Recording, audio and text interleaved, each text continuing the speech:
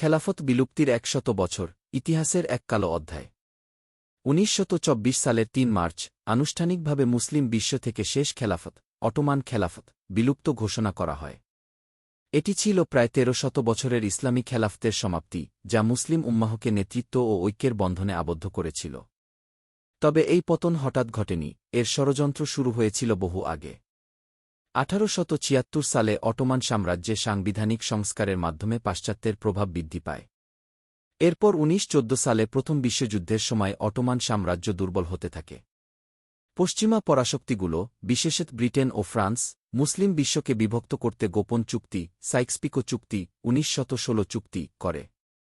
১৯২৩ সালে আধুনিক তুরস্কের প্রতিষ্ঠাতা মোস্তফা কামাল আতাতুর্ক ধীরে ধীরে খেলাফতের ভিত্তি দুর্বল করেন এবং ১৯২৪ সালে আনুষ্ঠানিকভাবে এটি বিলুপ্ত করেন।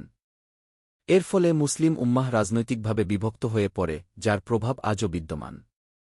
যদি আমার ভিডিও ভালো লাগে তাহলে সাবস্ক্রাইব করুন প্লিজ।